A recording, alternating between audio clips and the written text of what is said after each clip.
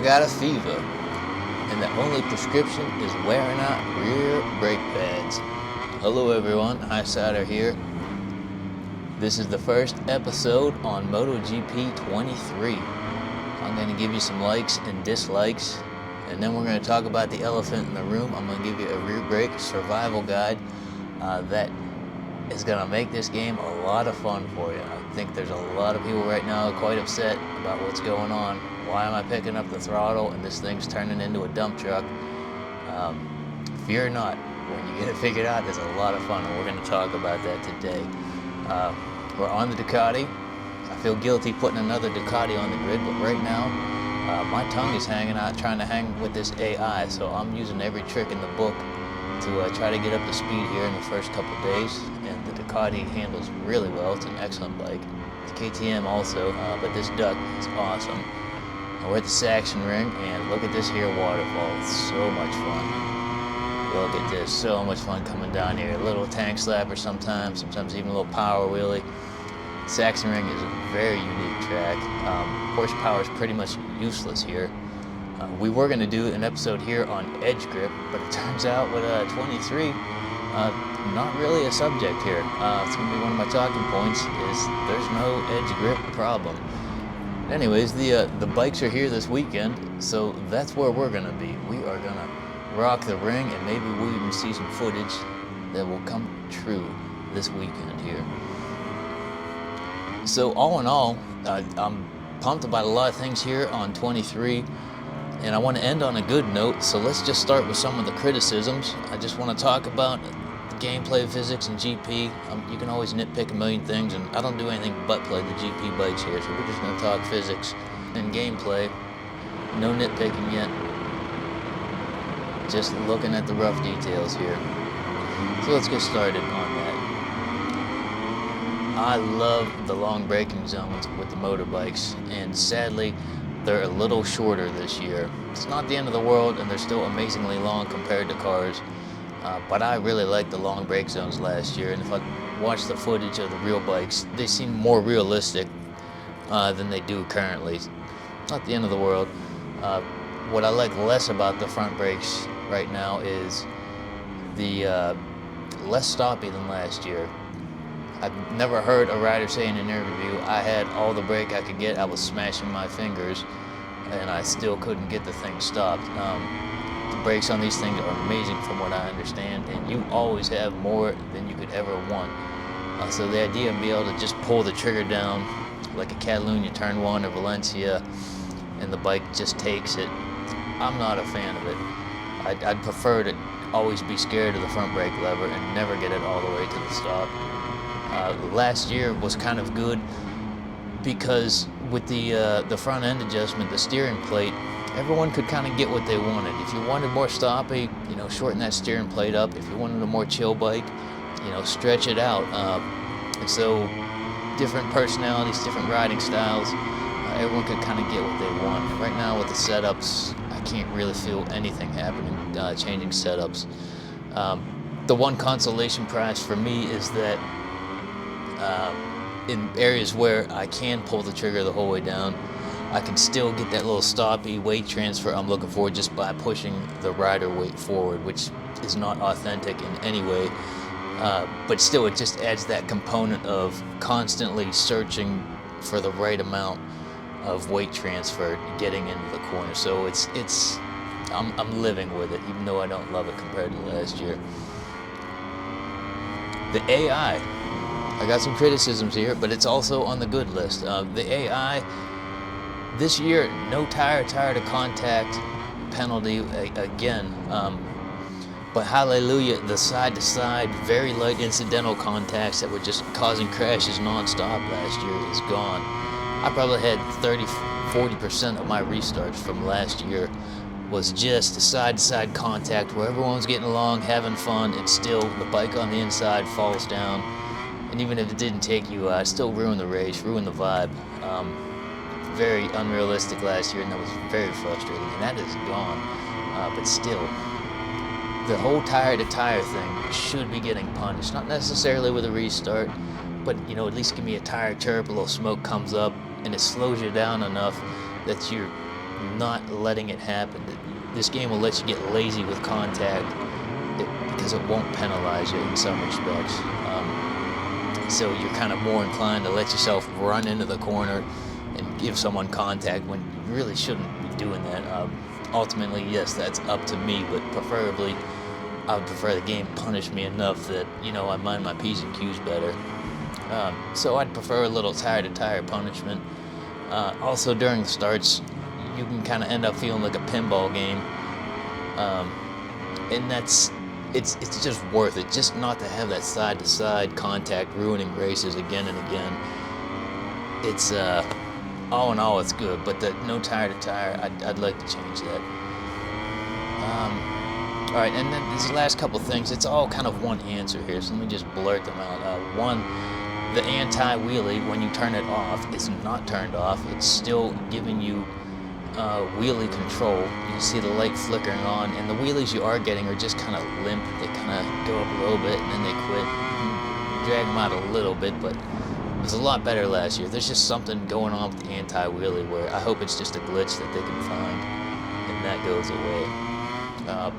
Also, the traction control, there's something bizarre. If you have it turned off and you get to be a goon with a throttle on a 300 horsepower bike, you should be getting high-sided to the moon, and that's just not happening. For some reason, right now, these bikes have an endless amount of grip.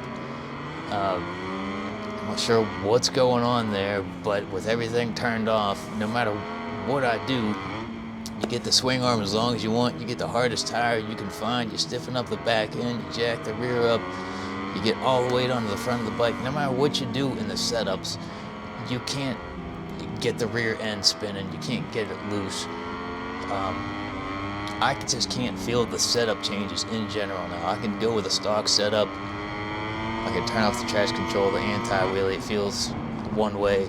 I can go the recommended setup, don't really feel a difference. I can throw everything trick I know in the book to get weight off the back of the bike and put it up front, and it all just kind of feels about the same to me. I can feel the engine brake doing something, the gear, I can feel the gears doing things, and right now the gears are way more critical than last year. Last year when you were constantly managing wheel spin with the TC off, you had so much more option in the rev range, but now with this back end just completely hooked up, gearing and revs are way more critical than they were last year.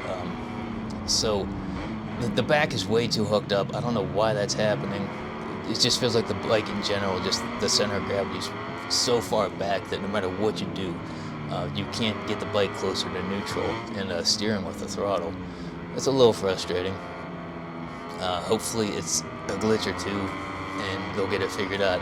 This time of year, they've dropped the new game, and for the first couple weeks, you're going to get an update or two. And sometimes it's physics. So these things are funky right now. They might get better. You just gotta hang out for the next couple weeks and see what's actually going to happen. All right, let's talk about the good stuff here. And there is definitely some good stuff happening here. The AI, in addition to no more side-to-side crashes happening all the time, they are mean down the straightaways plenty fast, and they're no longer chickens in the braking zones, which makes this so much more fun. But hallelujah, no more side-to-side crashes happening continually. Another thing I love about this time around is the difficulty level is absolutely ludicrous. I went to extreme 120% and got stomped. Even when I started doing some decent laps, I've got the difficulty way back down now, and I'm having a great time. And I would be so happy if a year from now I never got to 100% or 120% difficulty in this game. I think with a racing game, you should always be able to crank it up to more than you can handle. It's a shame when you've got your favorite track, you got the bike set up, and then you're stomping the AI. And then you're playing games to mess up your setup, or hey, just don't pass anyone in this corner. That stuff kind of sucks. Way better just to have a difficulty adjustment that can always exceed your talent. So I love that it's super difficult this year, and I hope they keep that. And if people just need to play at 80, 90% or whatever, that's life, and don't be butthurt about it. It's just way better than the alternative, being able to stomp the computer. All right, now let's talk about the elephant in the room. I suspect a lot of people are going berserk right now saying Milestone ruined the game. Every time I touch the throttle, the thing stands up, pushes off the track. This thing's a disaster. It is not. It is not a disaster, and save the hate mail for Milestone until I show you what's going on here, and it's way better than you think.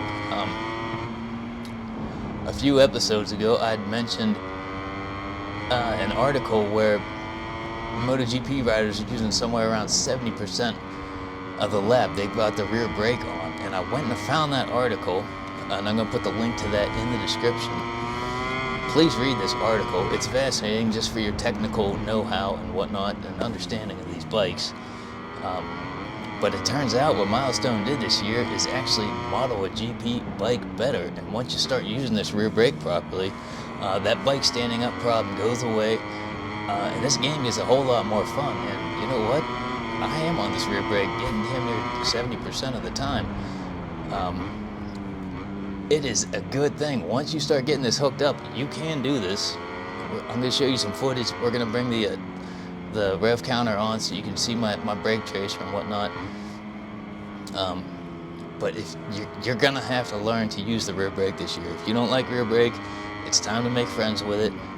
So let me show you this controller setup that's going to make your life a whole lot easier. We're going to look at the calibration, and I'm going to show you how to start using the rear brake around this track to really get this hooked up, because once it starts going good for you, you're going to like it, I promise. Alright, let's have a look at this controller layout.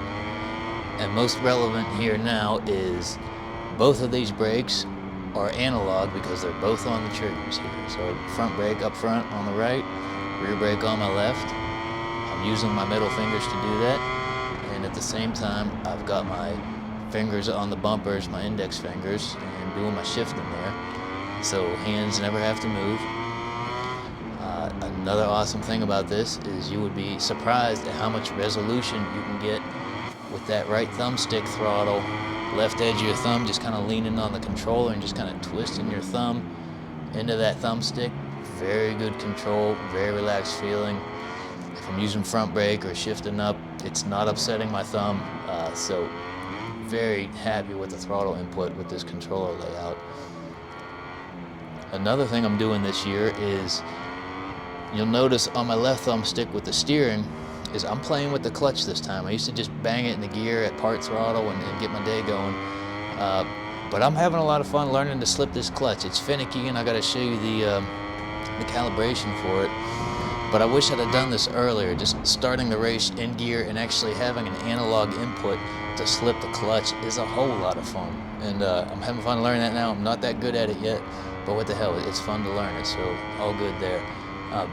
Milestone, if you want to be super awesome, what would be nice is if you let us have just for the start, for example, left trigger, you put it in gear, you hold the trigger down and you feed that out, and then as soon as you just let it out, it goes back to whatever the original input was.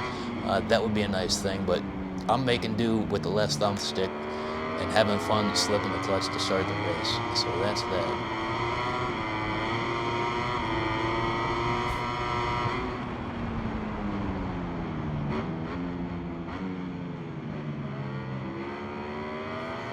All right, now let's look at the calibration. This is important stuff here. And I figured more out since I talked about it last. I want to talk about it some more. The main thing I focus on here, just with the steering, is the linearity. I'm not too firm on what this needs to be for anyone in particular. I like it a little sensitive at the beginning, because on the end, sometimes I get a little bumpy when I'm lifting out of the corner and releasing the steering. So if it's less sensitive there, I'm not so herky-jerky as I'm starting to unload the bike from the steering. So that's that, nothing too important there. Acceleration is where I really worry about it. And the linearity here is what matters most to me. I want to have that chain pulled tight, really, when I'm just barely touching the throttle there. I want the thing to hold whatever corner speed I have there. I don't want to go to quarter throttle just to maintain the speed, you know, in a carousel or something like that. So as soon as I'm touching this thumbstick, the chain's pulled tight, then I have lots of travel on the rest of the thing to get that fine throttle control when the power really matters here. It matters less this year because there's infinite grip right now. But still, the idea holds that don't waste travel on the thumbstick where it doesn't matter. And before you have the chain pulled tight, none of that matters. It's a little more sensitive in the middle of this year because when you want to start feeding that rear brake in, you generally, depending on the corner, don't want to just slam the brake in and then start feeding the throttle in. What you want to do is get that chain pulled tight, get the drive chain loaded just a little bit, and then feed the brake in before you feed in enough throttle that the bike stands up. So you're finding that spot between, yes, I'm feeding it throttle, but the bike's not standing up. Now I get the brake in, now I can feed him more throttle, and the thing's going to squat and stay turning. It doesn't do that forever. You just throw too much throttle in, it's going to stand up rear brake or not. But there's that sweet spot where I'm driving forward just a little bit. Now I can put the brake in. Now I can roll the throttle in, and the bike's not going to stand up so hard. All right. Front brake here to the linearity. Somewhat a matter of preference, but again, early in the stroke, if I just want it to be very sensitive, so later on I have a bigger sweep of the trigger for that last 30, 25% or whatever it is when I'm really clamping on the brakes, and I don't want to be a goon when it's about to crash. You want that finesse in the part of the trigger when it matters. So heavy braking, you know, the majority of the trigger, that's when I want the resolution of I want more travel in the trigger in that part of the braking zone. So kick the linearity to the left there. All right, now this year with rear brake being so critical, again, same idea. I want the finesse later in the stroke, so I'm giving it up early where I don't care about it too much. And now, just for the record too, for the throttle and the brake and the rear brake, this is all too new to me this year. My opinions might change on what the value should be, but the general idea I'm committed to, even though these particular values, it's just only been a couple days now. I don't know what's what, but let's talk about the clutch real quick. So to have fun with this, I have a much bigger dead zone than what I would normally have, and it's just because I don't want to accidentally slip the clutch when I'm steering left or right and get a little excited, and you pull back a little bit by accident. So bigger dead zone, so I'm not accidentally slipping. Linearity all the way to the left on this one, because this thing is very touchy, and you're starting the bike, the start of the race with the thing pulled back, so it's at the end of the stroke is where you really want the resolution, because it's already super touchy. So do everything you can there, but then also, yeah, it's the saturation here. I actually have it so 100% is a little off the all the way pulled back, and that's just so my hand is floating and I'm still not slipping the clutch, just so I'm not having extra hand pressure when the light goes off. I don't want to go from a firm grip to a super light grip. It makes you touchy. So my hand is already floating just a touch. When I'm pulling back, see the lights, and then it's just a real light nudge forward, and then you get that clutch slipping. And by the way, I strongly recommend you make sure you get the bike in the second gear before you really lock the clutch down, because the thing's going to wheelie on you and go through the moon. One more thing here. Linearity on the rider weight. This matters to me as well, because with the brakes not being so awesome this year on the front, places like Catalunya Turn 1 or Valencia Turn 1, where you can just put all the brake in and still it wants more regardless of the bike setup, you can get that little extra by putting the rider weight forward, which has nothing to do with real life, but you know, get it how you can. So you've got all the brake in, you still want a little more, you want to get that back end hopping just a little bit for a full proper weight transfer. So I actually use a little rider weight to do that. All right, so I've got the rev counter up. Let's see what this looks like in real time. Watch the rear brake trace. Look how much brake is going to go on here in a lap. I'm going to get this thing cooking. Now, depending on the corner, you might get to the apex with the rear brake on, and then you're just holding it down, feeding throttle in, and you're going to notice the bike is going to squat a little bit. If you go too much throttle, it's going to open up regardless of the rear brake.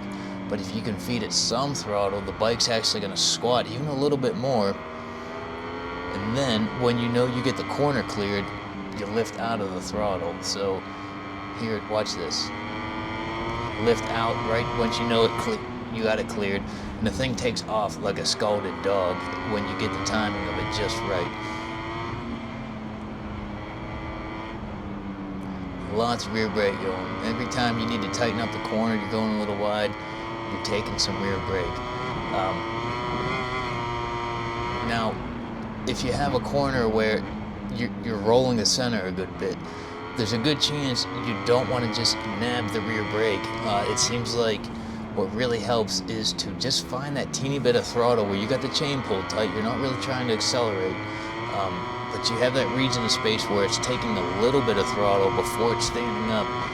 You want to get the throttle there before you feed the brake in, and then you can feed in more throttle. So last year, coming out of the corner, you're just feeding in throttle the right and healthy amount. Now you're using rear brake, putting a bunch of throttle in it, and then as you're finishing off the corner, you're lifting out of the rear brake, and it acts like a turbocharger. The bike just lunges so hard when you get the timing right. It's very rewarding when it all happens well. Look at all this rear brake I got holding on here. A little bit to roll right there. I need to pick up the throttle again, brake down, let it out. And that's what's going to keep this bike laid down for you. And it is excellent when you get it. This is a real thing. I don't know to what degree Milestone has landed the accuracy in terms of magnitude of the effect, but it is a real thing. Read that article. And this is a good thing. Milestone, verbal high five to you for doing this. I'd like my anti-wheelie and traction control turned back off, please. But this is awesome, and don't let the crybabies talk you guys out of taking this out of the game, because this is a good thing here. This is excellent. Not a lot of rear brake coming into the corner, maybe just a little bit if the thing gets sassy on you. But now holding it down, rolling it in, fighting those little wheelies too. When the bike's going left to right, you get that little wheelie in the middle, maybe just a little dab right there. You're always using rear brake for wheelie control and just management when you're getting head shake and sass and all kinds of things. But the thing this year is just loads of rear brake coming out of the corner. You want to feed it in a little smoothly, and you want to feed it out smoothly where possible. And this is why I think you guys really need to be running my controller setup this year. Maybe you can do it with the Skittles. If you do it with the filter pressure and whatnot, if you gotta just have your Skittles, you have those settings in the calibration to slow down the input and when you let off. And again, if you want to do that with the clutch too, if you don't want to do it the way I'm doing it, go into that calibration and fiddle with the filters, the on-off filters that just drag out the button input, turn it from a more digital input to a more analog input. But better still, you know what guys, you got a new game. Put this thing in first person view, go with my setup, learn this new braking technique. You're gonna be frustrated for a couple days, you're gonna be cussing, your brain is gonna melt down. But you know what, a couple days into it, it's gonna start clicking for you. And it is so much fun when it all comes together nicely.